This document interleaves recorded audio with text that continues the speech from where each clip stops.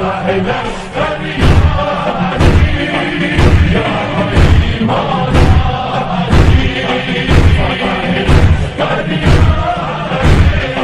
شیعہ کتابوں میں ہے کہ شیعہ مسلک کا بانی عبداللہ بن سبا ہے۔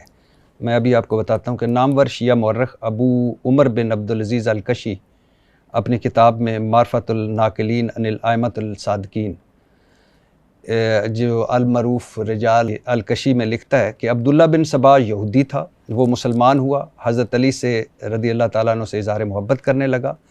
اس کا جو عقیدہ حضرت موسیٰ کے وصی یوشع بن نون کے بارے میں تھا، وہی عقیدہ حضرت علی رضی اللہ تعالیٰ عنہ سے متعلق اختیار کیا۔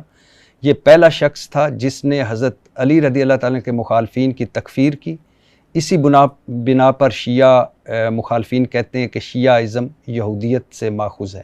عبداللہ ابن سبا کے متعلق وہ یہ ہے کہ وہ اس نے نبوت کا ادعا کیا تھا اور کہا تھا کہ اللہ علی علیہ السلام ہے اور میں اس کا نبی ہوں۔ یہ اہل بیت علیہ السلام سے مروی ہے، اور کسی شیعہ کتاب میں نہیں ہے کہ وہ یہ شیعہ مخالفین کا ادعا ہے کہ شیعہ مذہب کا وہ بھی شیعہ مخالفین میں کون افراد؟ وہ افراد جو ان پڑھ ہیں، جو جاہل ہیں، جو متعصب ہیں، جو جھوٹ بولنے سے ان کو شرم نہیں آتی، وہ کہتے ہیں وہ شیعہ مذہب کے وہ بانی ہیں۔ دیکھیں رسول صلی اللہ علیہ وسلم نے جو حدیث ثقلین بیان فرمائی ہے، اللہ تعالیٰ نے جو آیت تطہیر بیان فرمایا ہے قرآن مجید میں، یہ تو عبداللہ ابن سبا کا اس میں کیا رول ہے؟ رسول صلی اللہ علیہ وسلم نے فرمایا کہ میں تمہارے درمیان چھوڑ کے جا رہا ہوں کہ اگر ان کی اتباع کرو گے کبھی گمراہ نہ ہو جاؤ گے۔ یہ صریح ہے وجوب طاعت میں، وجوب اتباع اہل بیت طاہرین علیہ السلام، امامت اسی کا نام ہے۔ تو یہ کہنا کہ عبداللہ ابن سبا نے کیا، شیعہ کتاب میں ملاحظہ کریں، یہ کتاب اختیار معرفت الرجال المعروف برجال الکشی ہے۔ یہاں پر ہمارے آقا ہمارے سرور حضرت امام محمد باقر علیہ السلام کی حدیث ہے کہ ان عبداللہ ابن سبا کان یدعی النبوہ، عبداللہ ابن سبا نبوت کا مدعی تھا، ویزعم ان امیر المؤمنین هو اللہ تعالی، اور کہتا تھا کہ امیر المؤمنین علیہ السلام اللہ ہے۔ فبلغ ذلك امیر المؤمنین علیہ السلام فدعاه وسأله، امیر المؤمنین علیہ السلام کو یہ خبر پہنچی کہ ایسا شخص ہے، وہ یہ کہہ رہا کہ میں نبی ہوں، علی علیہ السلام اللہ ہے۔ تو ان کو بلایا عبداللہ کو، کہا کہ تمہارے یہ عقیدہ ہے؟ اس نے اقرار کیا کہ جی ہاں میرا یہ عقیدہ ہے۔ ونعم انت ہوا، اور آپ یہ میرے اللہ ہیں۔ وقد كان القی فی روعی انت اللہ وانی نبی، یہ میرے دل میں الہام ہوا ہے، اس نے کہا کہ آپ اللہ ہیں اور میں نبی ہوں۔ تو امیر المؤمنین علیہ السلام نے ان سے کہا کہ قد ویلک قد سخر منک الشیطان، تو جب ہلاک ہو جا تو، یہ شیطان نے تجھ پہ تیرے دل میں بات ڈالی ہے، یہ صحیح نہیں ہے۔ فرجع عن ذلك ان هذا ثقلتك امك، تیری ماں تیری عزا میں بیٹھے، اس قول سے توبہ کر لے، وہ توبہ کر لے۔ فابا، اس نے انکار کیا، میں توبہ نہیں کرتا، میرا یہ عقیدہ ہے آپ اللہ ہیں، میں نبی ہوں۔ فحبسه واستتابه 3 ایام فلم يتب، امیر المؤمنین علیہ السلام نے اس کو حبس میں رکھا، جیل میں رکھا، اور 3 دن تک اس سے توبہ ڈیمانڈ کیا کہ توبہ کرو۔ جب اس نے توبہ نہیں کیا فاحرقه بالنار، تو امیر المؤمنین علیہ السلام نے اس کو آگ سے جلایا۔ وقال ان الشیطان استہواہ، فرمایا کہ شیطان نے اس کو گمراہ کیا ہے۔ فکان یاتی ویلقی فی روعہ ذلک، شیطان اس کے پاس آتا تھا اور اس کے دل میں یہ باتیں، یہ خیالات ڈالتا تھا۔ تو کسی شیعہ کتاب میں سوائے یہی کہ عبداللہ ابن سبا ملعون انسان تھا، اس کے علاوہ کچھ بھی نہیں ہے۔ نوبختی نے اپنے کتاب فرق میں اس نے کوئی حدیث نقل نہیں کیا، یعنی اہل بیت علیہ السلام سے منسوب نہیں کیا۔ اس نے کہا کہ عبداللہ ابن سبا ایک ایسا شخص تھا کہ اس نے سب سے پہلے اس نے براءت اظہار کیا ابو بکر عمر سے، اور پھر وہ اس کا یہ بھی کہنا، نوبختی کا یہ کہنا تھا کہ وہ کہتا تھا کہتا تھا کہ امیر المؤمنین علیہ السلام آخری امام ہے، اس کے بعد کوئی امام ہی نہیں ہے۔ وہ اثنا عشری نہیں تھا، یعنی شیعہ ایمانوں میں کہتا تھا یہ اللہ بھی ہے، یہ امام بھی ہے، اس کے بعد کوئی امام نہیں ہے۔ اور کہتے تھے وہ کہتے ہیں کہ ان کو امیر المؤمنین علیہ السلام نے قتل نہیں کیا، ان کو جلا وطن کیا تھا۔ تو یہ نوبختی نے جو نقل کیا ہے، یہاں پر ملاحظہ کریں، کتاب نوبختی ہے، یہاں پر بلے وہی اول فرقۃ قالت فی الاسلام بالوقف بعد النبی صلی اللہ علیہ وآلہ وسلم، تو انہوں نے کہا تھا کہ امام علی علیہ السلام کے بعد کوئی امام نہیں ہے، اور لیکن یہ باتیں کہ اس کو امام علی علیہ السلام نے قتل نہیں کیا تھا اور وہ زندہ رہا تھا، اور یہ باتیں کسی وہ اس کا کوئی سند نہیں بتا رہا کہ وہ کہاں سے نقل کر رہا ہے، ٹھیک ہے نا. جو ہمارے پاس مسند ہے اہل بیت علیہم السلام سے روایات میں، وہ وہی ہے کہ امام علی علیہ الصلوۃ والسلام نے، امیر المؤمنین علیہ السلام نے اس شخص کو قتل فرمایا تھا. اور ہم سوائے لعنت کے عبداللہ ابن سبا کے لیے کچھ نہیں بیچتے. ہماری کتب میں اس کی کوئی روایت ہی نہیں ہے، کوئی قول ہی نہیں ہے. ہم جو بھی امیر المؤمنین علیہ السلام کو اللہ سمجھے یا آخری امام سمجھے، ہم اس کو کافر سمجھتے ہیں. امیر المؤمنین علیہ السلام پہلے امام ہیں، ان کے بعد بھی ائمہ علیہم السلام ہے. تو یہ اور دیکھیں یہ نہایت ہی گمراہی کی بات. اور یہ کہنا کہ سب سے پہلے اس نے ابو بکر عمر سے براءت کا اظہار کیا تھا، یہ اس کی جہالت ہے.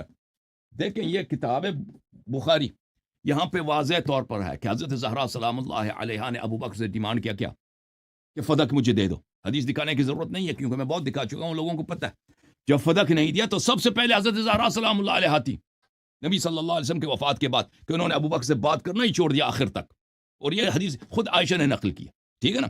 اور پھر دیکھیں رسول صلی اللہ علیہ وآلہ وسلم کے زمانے میں دیکھیں یہ حدیث جو خود بخاری میں موجود ہے کہ حدیث قرطاس میں آواز بلند کی یا خیبر میں بھاگ کے بیعت الرضوان میں بیعت کی کہ ہم نہیں بھاگیں گے. اس کے 2 ہفتوں کے بعد جنگ ہوئی، رضوان میں بھاگ گئے وغیرہ وغیرہ وغیرہ. یہ سب جو ہے نا یہ تو عبداللہ ابن سبا نے یہ باتیں تو نہیں بنائی کہ اس نے بخاری میں داخل کیا، مسلم میں داخل کیا.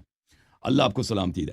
اچھا سر، ایک مجھے ابھی آپ بڑی خوبصورت گفتگو کی، لیکن میں جب دیکھتا ہوں کہ ابو لولو فیروز، یہ امیر المومنین حضرت عمر فاروق رضی اللہ تعالیٰ عنہ کا قاتل، ایران میں علامتی مزار ہے، لوگ آتے ہیں، زیارت کرتے ہیں، دعائیں مانگتے ہیں، چڑھاوے چڑھاتے ہیں. شیعہ اسے بابا شجاع الدین، ابھی میں آگے کرتا ہوں کہ آگے وہ بند کر دیا گیا، شیعہ اسے بابا شجاع الدین دین کا بہادر سپوت قرار دیں. 2010 میں مسلمان علماء کی عالمی تنظیم نے اپیل کی کہ ابو لولو فیروز کا مزار مسمار کر دیا جائے، مگر ایرانی حکومت نے ماننے سے انکار کر دیا. کئی شیعہ علماء نے تو کہا کہ یہ امیر المومنین حضرت علی رضی اللہ تعالیٰ کے شیعوں میں سے تھا. علامہ شہنشاہ صاحب کی مجبوری ہے، وہ پاکستان میں رہتے ہیں، بہت ساری باتوں کو کھل کر بیان نہیں کر سکتے. لیکن دیکھا جائے تو انہوں نے میں نے خیال میں کہہ دیا کہ حضرت زہرا سلام اللہ کی شہادت ہوئی ہے، امیر المؤمنین علیہ السلام کے گھر پہ حملہ ہوا ہے. تو اگر شیعہ ایسے افراد جنہوں نے رسول صلی اللہ علیہ وسلم کی بیٹی کو شہید کیا، اگر اس کے قاتل کو سے راضی ہوں، بالخصوص کہ ہمارے پاس روایت موجود ہے کہ وہ شخص جنتی ہے. لیکن میں اس ایک اور بات کی طرف اشارہ کرتا ہوں بٹی صاحب کے لیے کہ دیکھیں آپ شیعہ حضرات اگر قاتل عمر کو اپنا ہیرو سمجھیں، ٹھیک ہے نا، اور شہنشاہ نقی صاحب ہیرو نہ سمجھے، فرض کریں کچھ شیعہ حضرات ہیرو سمجھے، اس سے خوشنود ہوں، تو اس میں تعجب کی کون سی بات ہے؟ وہ پوری دنیا جانتی ہے کہ ہم ابو بکر عمر کو اچھی نگاہ سے نہیں دیکھتے، لیکن تم تو عثمان کو اچھی نگاہ سے دیکھتے ہو. یہ کتاب ہے الاستیعاب فی معرفت اصحاب، یہ جلد نمبر 1 ہے. اس کے مقدمے میں خود ابن عبد البر جو بہت بڑے محدث مؤرخ ہے، وہ لکھتے ہیں کہ اس کتاب کے سارے روایات جو ہیں میں نے جو نقل کی ہے معتبر علماء سے نقل کی ہے، جن کے کلام پہ اعتماد ہے اور اعتبار ہے. اور یہ استیعاب کی جلد نمبر 2 ہے، سنہ 1992 میں چھپی ہے. ملاحظہ کریں یہاں پہ صفحہ نمبر 767 فرماتے ہیں وَلَا يَخْتَلِفُ الْعُلَمَاءُ الثِّقَاتِ فِي أَنَّ مَرْوَانَ قتل طلحة يومئذ وكان في حزبه. علماء کے درمیان اجماع ہے، کوئی اس بات کا مخالف ہی نہیں ہے کہ مروان ابن الحکم نے طلحہ ابن عبید اللہ التیمی کو، طلحہ وہی جو عشرہ مبشرہ میں سے، جنگ جمل کے دوران قتل کیا تھا. وہ دونوں ایک ہی فوج میں تھے، اپنے آدمی کو قتل کیا. کیوں قتل کیا تھا اس کو؟ کیونکہ کہہ رہا تھا یہ عثمان کا قاتل ہے، میرے چچا کا قاتل ہے. اچھا، اور صفحہ نمبر یہ بہت اس کے حدیث بہت زیادہ ہے کہ اس نے اس کو جب قتل کیا ہے کہا کہ لا اطلب بثاری بعد اليوم. مروان نے طلحہ کو دیکھا یوم جمل کے وہ کڑا ہے، اس کو کہا کہ آج میں اپنے عثمان جو میرے چچا کا لڑکا ہے، میرا سسر ہے، میرا خلیفہ، میرا امام ہے، میں آج اس کا بدلہ لوں گا، اس کا آج کے بعد بدلہ لینے کی کبھی ضرورت ہی نہیں ہوگی. فرماہ بسہم فاصاب فخذہ فشکہ بسرج، تو اس نے تیر مارا، اس طلحہ کو قتل کیا. تو میرے بھائی آپ تو عثمان آپ کا امام ہے نا، تو آپ عثمان کے قاتل طلحہ کو کیوں گلوریفائی کرتے ہو؟ یہ جواب دے دو نا. عثمان کے قاتل طلحہ کو، کہ طلحہ اس کو عشرہ مبشرہ کیوں مانتے ہو؟ اور پھر اس کی دلیل کیا ہے کہ اس نے عثمان کو مارا، عثمان کا قاتل مروان ابن الحکم جو ایک صحابی ہے جو روات بخاری مسلم میں سے ہے، اس نے اسی لیے طلحہ کو قتل کیا کہ عثمان کا قاتل ہے. طلحہ چل مروان کو تو چھوڑے، طلحہ تو ان کا وہ ہے نا، طلحہ تو ان کا امام ہے اور عثمان تو ان کا امام ہے. یہ تو مروان جو بخاری کا راوی ہے اور دنیا جانتی کہ اس نے اسی لیے قتل کیا طلحہ کو کہ یہ عثمان کا قاتل ہے. تو اگر شیعہ دیکھیں ہم ابو لؤلؤ فیروز رحمہ اللہ سے محبت کرتے ہیں تو واضح ہے، ہمارے پاس حدیث ہے کہ یہ آدمی جنتی ہے. امام علی علیہ السلام نے فرمایا کہ یہ عمر سے کہا تھا کہ یہ شخص تجھے قتل کر دے گا، اسی وجہ سے تجھے وہ جنتی ہوگا. مجوسی نہیں ہے، مسلمان. اس زمانے میں مجوس کو مدینہ میں آنے ہی نہیں دیتے تھے. اور اس کی بیٹی کو بھی جب عمر کے بیٹے نے اس کی بیٹی کو قتل کیا تھا تو امیر المؤمنین علیہ السلام نے فرمایا تھا کہ میں اس سے قصاص لوں گا، اگر مجھے حکومت ملے تو میں قصاص لوں گا. تو اس کا مطلب ہی یہی ہے کہ اس کی چھوٹی بیٹی بھی مسلمان تھی، اگر وہ مجوسی ہوتا تو قصاص نہیں ہو سکتا تھا. ٹھیک ہے نا.